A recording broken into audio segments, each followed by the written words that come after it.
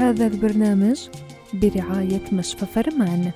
مشفى فرمان بكافة الاختصاصات: جراحية، تنظيرية، عظمية، نسائية، داخلية وأطفال. قامشلو، طريق الحسكة.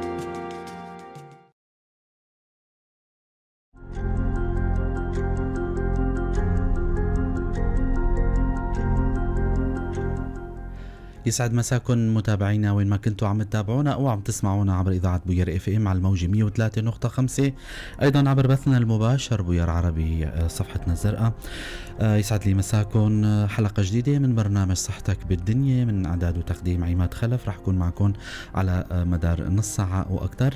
ضيفي عبر الهاتف رح يكون الدكتور خير الدين حسين، اختصاصي بامراض جهاز الهضم، ورح يكون موضوعنا هو مهم كتير، هو التهاب الامعاء والمعده. يعني لكل مين عم يعاني من التهاب امعاء رح يستفيدوا ان شاء الله من معلومات الدكتور خير الدين. بدايه رح رحب بالدكتور خير الدين. يسعد مساك دكتور. ومساك اهلا وسهلا اخ عماد واذاعه بوير. شكرا كثير. لا يعني مثل ما بيقولوا اعطاك قسط من الوقت لحتى نفيد المستمعين والمتابعين على هذا او نسلط الضوء على هالحاله هاي او المرض هذا. دكتور، التهاب الامعاء بيكتر بفصل الصيف. يا ترى شو هن الاسباب او شو بنعني بالتهاب الامعاء؟ شو هي العلاج؟ كيف بتشخصوا؟ كثير من الاسئله رح نطرحها عليكم، لكن بدايه شو بنعني بمعنى التهاب الامعاء؟ مساء الخير للجميع. حقيقة موضوع مهم كتير، هو شائع ومهم، وأحيانا يكون بسيط وأحيانا يكون معقد للغاية وأحيانا يكون مميت لا سمح الله. فشكرا لاختيارك للموضوع أستاذ عماد. شكرا. الحالة نحن نعتبر بلدنا من بلدان العالم الثالث في الحقيقة، وبالأخص محافظتنا محافظة الحسكة ومدينة القامشلي تعتبر الحقيقة منطقة نائية. نعم. فهنا يأتي دور أنه انتشار الأخماج سواء كانت فيروسية أو كانت جرثومية بكثرة. نعم. وفي بلدان العالم الثالث والبلدان النائية الحقيقة تزداد، وأماكن الحشود ومستوى الاقتصادي المتدهور والاجتماعي تزداد نسبة الإنتانات. ويقصد بالتهاب الأمعاء أو التهاب المعدة والأمعاء الحاد الحقيقة، واللي هو موضوعنا وأكثر شيء، أنه حالة إنتانية تصيب أنبوب الهضم. الحقيقة يبدأ من المعدة والأمعاء الدقيقة. نعم. الأعراض خلينا نقول عبارة عن هي ألم بطني، إقياءات، غثيان، إسهالات، والأحيان الإسهالات إلى صفات مخيفة شوي إذا ترافقت مع مخاط أو مع دم الحقيقة. نعم. حرارة، دعث يعني خلينا نقول إنه آلام عضلية مفصلية، وهن، تعب عام. هاي نسميها بصراحة التهاب الأمعاء. هي نحن حدثية التهابية. هل جراثيم أو هل ميكروبات أو هل الفيروسات تتمركز في مخاطية الأمعاء، ومنها أحيانا تتجاوز المخاطية وتحدث أذية في هذه المخاطية مما تسبب لها الأعراض اللي ذكرتها قبل قليل. تماما. فهون الالتهاب يكون متوضع في المعدة والأمعاء، وهو أشيع الأماكن الحقيقة. تماما. دكتور خير الدين، هلا عرفنا شو هو هذا المرض. يا ترى شو هي الأسباب أو العوامل المسببة ل يعني تشكل هذا المرض أو حدوث هذا المرض؟ في البلدان المتطورة الحقيقة الفيروسات تأتي رقم واحد. الفيروسات هي الكائنات الحية اللي تعمل الكائنات الممرضة. نحن نقسمها طبيا إلى 4 مجموعات. نعم. الحقيقة هي الفيروسات، الجراثيم، الطفيليات، والفطور. نعم. هدول 4 مجموعات بنسميها نحن تسميها أخماج. خمج يعني انفكشن. نعم. فالحقيقة بلدان العالم الثالث تكثر فيها الانتانات الجرثومية أكثر من الفيروسية. الجراثيم أكثر، عكس البلدان المتطورة اللي تكثر فيها الانتانات الفيروسية. كمقارنة بسيطة، بالعادة الانتانات الفيروسية الهضمية، قصدي عن الهضمية طبعا، مو التنفسية والهي. كهضمية الانتانات الفيروسية الحقيقة انذارها أحسن، لأنه أعراضها تكون أخف وطأة، بينما الجراثيم تكون أشد. ممكن تكون الحرارة أعلى في الجراثيم، ممكن تكون الأذية على مستوى المخاطية وتحت المخاطية أعمق. ممكن تحتاج إلى حالات استشفاء في الجرثومية أكثر من الفيروسية الحقيقة. ومعنى الاستشفاء يعني المريض الذي أصيب بالتهاب معدة أمعاء حاد يمكث في المشفى أو يحتاج إلى قبول في المشفى لمدة 48 ساعة، وأحيانا يتراوح بين 3 إلى 5 أيام الحقيقة. تماما. العامل المؤهبة مثل ما ذكرت هي الأول شيء المستوى الاقتصادي والمعيشي المتدني وعامل مؤهب الحقيقة. الأماكن الازدحام هي عامل أيضا. الخضروات الخضراء المسقية بمياه المجارير عامل مؤهب جدا، لأنه نحن نتمنى أن يكون خضرواتنا تسقى بمياه الآبار، وإن شاء الله نتخلص في جزء كبير من هالطفيليات وهالجراثيم والفيروسات الحقيقة. 3 عدم الالتزام بقواعد الصحة. يعني الحقيقة الامرأة التي تحضر الطعام يوميا يجب أن تقص أظافرها، ويجب أن تحافظ على نظافة اليدين وتحافظ على نظافة الأواني التي تستخدمها. فالنظافة الشخصية أيضا كثير مهمة، وخاصة عمال المطاعم هؤلاء الذين أكثر من منظر أحيانا نشاهد أنه بدون غسيل أو تكون أظافره طويلة ويكون تمكث تحتها ملايين الجراثيم والغير مرئية طبعا والفيروسات التي ممكن تؤدي إلى تلوث هذه العينات. إذن الذين يحضرون طعام الطهي الغير الجيد أو الكامل، نعم، خاصة الكبة النية وعدم واللحومات اللحومات الباردة التي لا تطهى جيدا الحقيقة عامل مؤهب. فإذا النظافة الشخصية. 3 العوامل كما نذكر دائما في كل الأمراض، المرضى المثبطين مناعيا هذول مؤهبين أكثر من غيرهم. مرضى المزمنين اللي عندهم لديهم قصور كلوي مزمن، اللي عندهم داء السكر، اللي عندهم قصور قلب أو تشمع كبدي، كل هؤلاء المرضى يعتبرون فئة عالية أو هاي ريسك، بنسميه عامل خطورة كبرى للإصابة بهذه الإنتانات الحقيقة. المرضى اللي عندهم ضعف مناعة تماما، في مرض هضمي نحن نسميه عوز الIgA.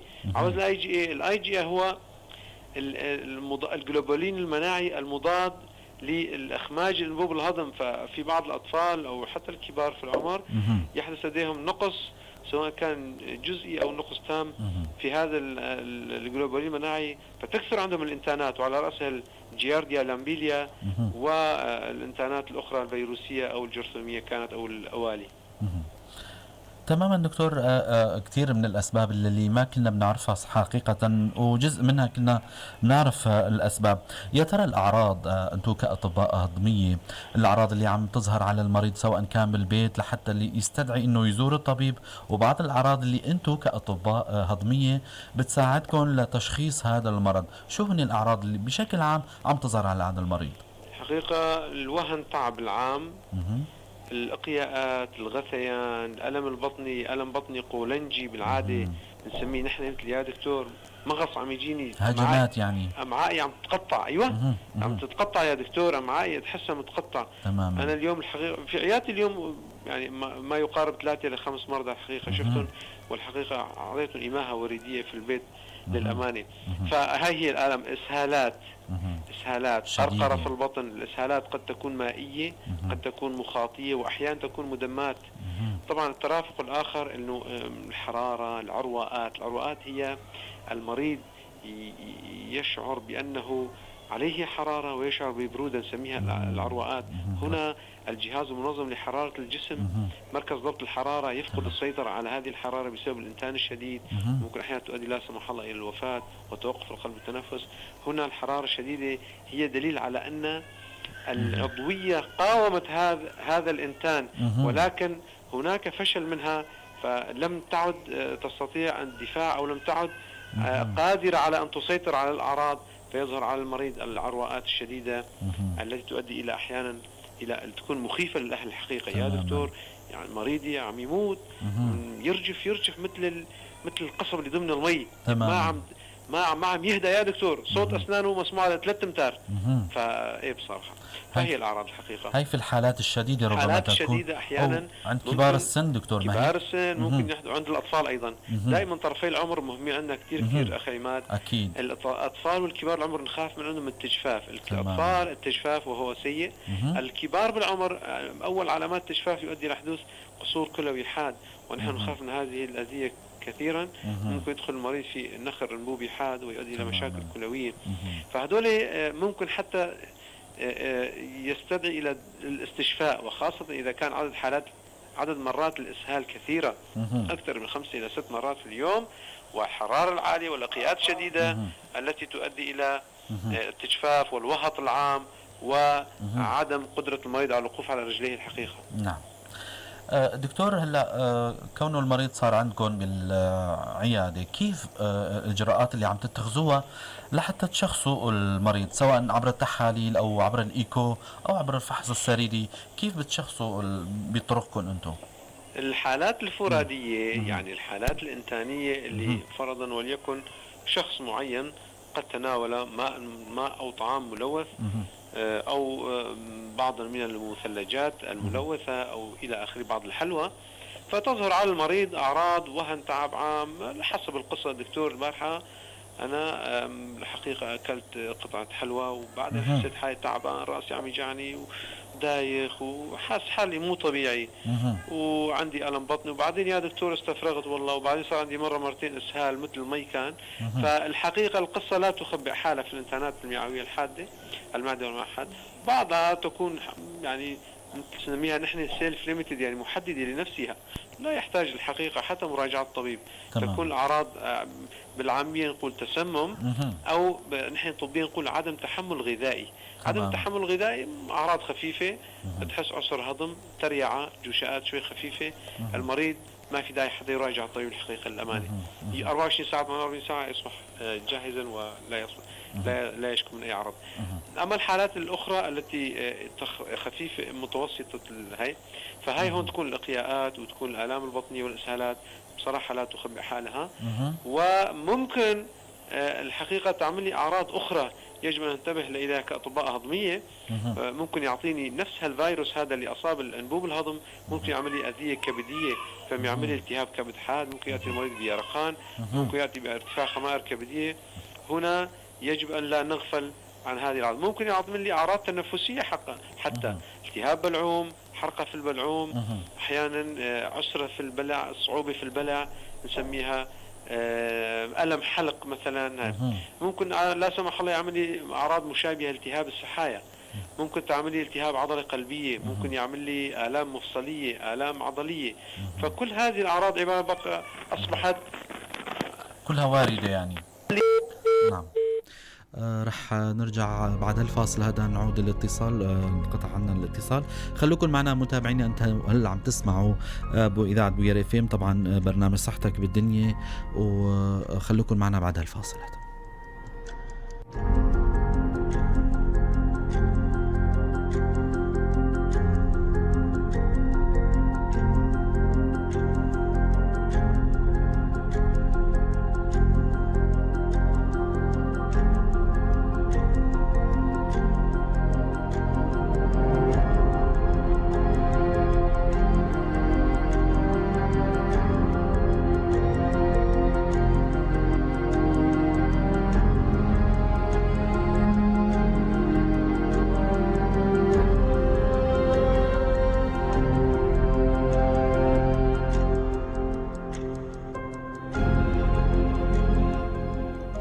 مرة ثانية أهلا وسهلا فيكم متابعينا ومستمعينا ببرنامج صحتك بالدنيا. معنا ضيفنا عبر الهاتف الدكتور خير الدين حسين، اختصاصي بأمراض جهاز الهضم. موضوعنا لليوم هو التهاب الأمعاء، اللي هو جائحة أحيانا بتجي بالصيف، وهي حالة مهمة كتير وحابين أنه نسلط الضوء اليوم عليها. كان وصلنا لأنه كيفية التشخيص، والدكتور شرح لنا كيفية التشخيص كأطباء يعني. هلأ رح نسأل الدكتور، نرد نحكي مع الدكتور انه بخصوص العلاج كيف يكون، ويا ترى امتى يستدعي انه المريض يمكث بالمشفى. مرة ثانية اهلا وسهلا فيك دكتور، نعتذر عن الانقطاع. اهلا وسهلا. تفضل دكتور. حبيبي، الحالات الاخرى اللي متوسطة لشديدة الحقيقة اللي هن بنعطيهم امكانية قبول في المشفى، والحالات الشديدة كتير طرفي العمر كما ذكرنا، الاطفال خاصة مراحل التجفاف، الكبار في العمر اللي عندهم امراض مزمنة، الحوامل، هدول الحقيقة هدول مرضى عاليي الخطورة. تمام. اللي يجب قبولهم في المشفى لحتى زوال الخطورة عنهم. دائما وابدا، خاصة اذا كان المرضى اللي قبل ما نيمون في المشفى الحقيقة قبل استشفاء، هلا الحالات اللي خاصة ما ترافق مع إقياءات مسيطر عليها، بمعنى إيماها، راحة تامة، نعطيهم السوائل الفموية طبعا، وخاصة نركز على الماء. تماما. رح نشرح للمستمعين انه الإماهة هي اعطاء السوائل الوردية، ما هيك دكتور؟ الإماهة الفموية هي اعطاء سوائل عن طريق فم. السوائل الوريدية اللي هي المحاليل اللي رح نذكرها فيما بعد ان شاء الله، لا لما يكون المريض مقبول في المشفى. الإماهة الفموية اللي على رأسها الماء طبعا دائما وابدا اركز في عيادتي الخاصة او في المشافي او في المنزل، سواء كان في المنزل، الإماهة والتركيز على الماء. الماء هو السائل الوحيد الذي يروي عطش المريض، والسائل الوحيد المعادل للتوتر، يعني نسميه ايزوتونيك، يعني عبارة عن معادل اسوي التوتر للمصل للبلازما المريض. لا يرفع الضغط ولا يؤدي الى هبوطه. تماما. اثنين، اذا اجينا على السوائل الوريدية، مريض صار قبول مشفى، الحقيقة هون السوائل الوريدية كتير مهمة. هنا يجب أن نراعي عندما يقبل في مريض في المشفى، فحكما عنده أمراض مزمنة لا مجال، أو إذا كانت حامل، فهون يجب على الطبيب مراعاة الحالة العامة، مراعاة العمر، مراعاة الأمراض المزمنة المرافقة. مريض عنده قصور قلب يجب أن لا تحمله سوائل فيها أملاح كثير الحقيقة. تماما. فهناك نحن 3 أنواع من السوائل الوريدية، بنسميه محلول رينجر زائد رينجر لاكتات. هذا المحلول معادل لتوتر الدم، وهذا المحلول كثيرا مناسب جدا للكبار بالعمر، والمرضى الذين لديهم ارتفاع توتر شرياني، أو المرضى الذين لديهم قصور قلب، أو المرضى الذين لديهم قصور كلوي مزمن ويعملون تحال دموي، يعني غسيل كلية بين قوسين، ومرضى التشمع الكبدي. تماما. 2 السوائل الأخرى لما يكون المريض طبعا شاب يافع لا توجد لديه أمراض، هنا نحب أو يفضل أو يستحب إعطاء السوائل التي تبقى ضمن الدوران. لماذا؟ لأن مريض الذي لديه إقياءات وإسهالات لديه نسميه وهج دوراني، نقص حجم فعال داخل الأوعية. ما معنى هذه الجملة؟ نقص حجم فعال داخل الأوعية يعني أن السائل الذي يدور في الدم قد نقص حجمه كثيرا عما هو طبيعي. فهنا نختار سائل من السوائل الذي يبقى ضمن الدوران، يعني داخل الأوعية. بمعنى إذا على سبيل المثال، إذا أعطينا مريض سيروم سكري 5%، فالذي يبقى بعد حوالي ساعة الذي يبقى في الدوران هو عبارة عن ثلث هذا السيروم، يعني بمعنى 300 ملي فقط. أنا أعطيته لتر، الباقي ينزح إلى الحيز خارج الخلوي. بينما إذا أعطيت سيروم ملحي سوف يبقى حوالي 70% ضمن الدوران. إذا أعطيت المريض كان قصور كلوي أو مريض عنده فقر دم شديد، إذا أعطيته وحدة نقل دم تامة سوف يبقى في الدوران 100%. تمام. أي أني حافظت على خلصت المريض حجم فعال داخل الأوعية، فأنقذت المريض من الوهج الدوراني إن شاء الله. تمام. السائل الآخر الذي هو موجود عبارة عن السيروم المختلط الذي يحوي على صوديوم كشاردة ويحتوي على السكر الجلوكوز الذي هو خلينا نقول الوقود الأساسي لحلقة كريبس، الوقود الأساسي لعمل الدماغ، الوقود الأساسي لعمل الأعضاء الانتهائية الذي يستعملها، ولكي لا يقع المريض في حالة نقص السكر أيضا، خاصة عند المرضى الكبار في العمر والأطفال الحقيقة. تماما. دكتور، رح نختم لقائنا طبعا بجملة احتياطات ووقاية، يعني جملة نصائح للوقاية من الإصابة بالتهاب الأمعاء سواء كان عند الأطفال أو اليافعين أو كبار السن. الحقيقة موضوع واحد إذا في مجال معك. تفضل دكتور، الوقت معنا. الأمانة الموضوع الصعدات أنا كتير بحب أنوه عليه، وبتمنى طبعا لما دائما في كل مقابلاتي وفي كل على الوسائل المرئية أو المسموعة، نعم، أبدأ من نفسي ومن ثم بقية الزملاء وعامة الشعب. أتمنى أن لا نتناول الصعدات دون استطباب، أي بمعنى لا نروح على الصيدلي أو أعطيني الحب الفلاني، الحب العيار الألف أو الحب الفلاني لكي أنا أسيطر على الإنسان. هذا أكبر خطأ، وهذا يؤدي إلى كارثة إنسانية. يصبح لدينا مقاومة للصادات، وكلما العلماء يكتشفون الصاد من الصادات لكي نعالج.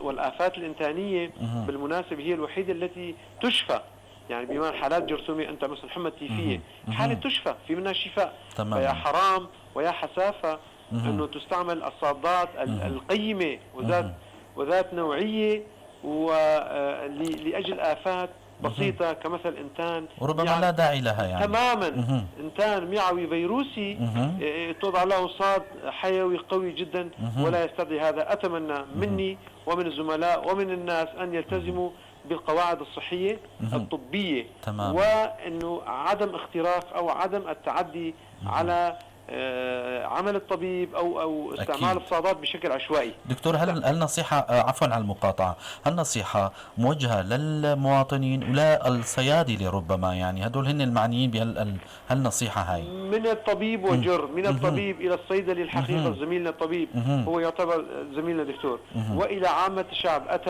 أتمنى أن لا تستخدم الصادات بشكل شائع ولا داعي له. فمعظم الإنتانات وغالبيتها الهضمية، الإنتانات المعوية والمعدية، هي لا تحتاج إلى صادات. هذا كان كثير مهم الموضوع الحقيقة، ومنيح ذكرته يعني قبل أن تماما. دكتور، أحيانا ربما الصاد نفسه يكون سبب للإسهال، محدثا لإسهال، واسمه بيعمل في كثير من الصادات تؤدي إلى شيء اسمه التهاب الكولون الغشائي الكاذب، وهي حالة خطيرة ومهددة للحياة وحالة ناكسة، وممكن أن يشفى، يعني نسبة الشفاء فيها، ولكن ممكن يتناول المريض دواء وينكس مرة أخرى وينكس 3 إلى 4. والصادات التي تستخدم لها صادات غالية، فانكومايسين صاد حيوي غالي تماما، ولا يمكن لا يتوفر الحقيقة. وخاصة في التهاب الكولون الغشائي الكاذب نستعمل الفانكومايسين الفموي وليس الوريدي. تماما. فبعض القواعد أتمنى من الجميع. أول شيء الصحة، تطبيق قواعد الصحة. الصحة تبدأ من المنزل، من منزلنا. كل شخص يحافظ على الصحة المنزلية، الصحة العائلية، الصحة الشخصية. شخص عائلة فيصبح مجتمع. العناية الشخصية كثيرا مهمة جدا جدا في مجتمعاتنا. أماكن الحشد أتمنى أن نتجاوز هذه المشكلة أيضا. أتمنى قدر الإمكان الابتعاد عن تناول الطعام والحقيقة الخضروات المقدمة في المطاعم. أتمنى من عمال المطاعم أن يجرى لهم فحوص دورية، لا يكون مصدرا للعدوى أو خزان لنقل هذه الآفات. تماما. أتمنى أن تسقى جميع خضرواتنا الخضراء بمياه الآبار، بمياه النظيفة، لكي لا نقع بطامة والله مياه المجارير التي تسقى فيها هذه الخضروات الخضراء، وتعد يعني ولا تستطيع القضاء على هذه المشكلة طالما أنت تسقي بهذه المياه. بالضبط. أتمنى من التحضير الجيد، خاصة من ست البيت، ربة المنزل، أنه تحضير الطعام بطريقة صحية جيدة، طهي بشكل جيد، غسل الخضروات الخضراء بشكل جيد، غسل اليدين قبل البدء، غسل الأدوات الحقيقة. المرضى إخواتنا اللواتي يصنعون الحليب، يعني اللواتي يبيعن اللبن، أن يغلوا الحليب بشكل جيد. ونحن مناطقنا مشهورة بالحمى التيفية والمالطية، والمالطية خاصة تنتقل عن طريق الحليب ومشتقاته. أتمنى أن يتم غلي هذه المادة لمدة ربع ساعة على الأقل، بين ربع ساعة إلى ثلث ساعة، لكي نقضي على هذه الجرثومة التي هي تكلف المريض 45 يوم من العلاجات طبعا. يعني تكفي لأن المادة أو الوقود الذي يغلي هذه المادة صح. يعني الخسارة التي نلاحظها هي أكبر بكثير من الشيء الذي بالضبط. إذا مثل ما يقولون أتمنى أنه متابعة دورية للحيوانات الأليفة، يعني مثلا بقرة أو بعض الخراف، أن يكون لديهم طبيب بيطري لكشف الأمراض التي تنتقل إلى الإنسان، وهي من الأمراض المعدية الجرثومية الحقيقة. أتمنى إذا صح القول، أتمنى عدم الشيء المهم عدم إهمال المريض تماما. يوم يومين ثلاثة المريض لم يتحسن. أتمنى أغلب المرضى يأتوننا وبحالات تقريبا خفيفة، يا دكتور المريض بداية. في بداية خفيفة، يا دكتور المريض منتهي. يا أخي لماذا هذه؟ يعني إن لم تكن هناك مشفى عام، إن لم تريد المشفى عام هناك مشافي خاصة، هناك أطباء. أتمنى من الجميع عدم الاستهتار بالمرض، يعني الاستهتار بهذه الحالات. نسبة الوفيات عالميا كثير بسبب تجفاف الحقيقة، بسبب الأطفال والكبار في العمر. أكيد. أتمنى القاعدة الأساسية هي الحقيقة في الإنترنت: النظافة، الابتعاد أماكن الحشد، رفع المستوى الثقافي والاجتماعي والاقتصادي الحقيقة، والالتزام ببعض الأمور التي ذكرتها بالنسبة للثروة الحيوانية. أكيد. وما شابه. بنتمنى الصحة والسلامة لجميع متابعينا ومستمعينا، وبتشكركم كتير دكتور خير الدين حسين، اختصاصي جهاز الهضم، على هالمعلومات القيمة. أهلا وسهلا وميت مرحبا بجميع مستمعينا وبكم وإذاعة بوير الرائدة التي لا تقصر يوما في إعطاء المعلومات وفي التغطية الشاملة لجميع الأحداث والجائحات والأوبئة التي تصيب منطقتنا. شكرا لكم. شكرا كثير لكم. بتشكركم متابعينا، بنلقاكم الأسبوع القادم إن شاء الله. ضلوا بخير وسلامة. بتشكر زملائي ريناس وهيلوز، معكم كنت أنا من وراء الميكروفون عماد خلف، برنامج صحتك بالدنيا.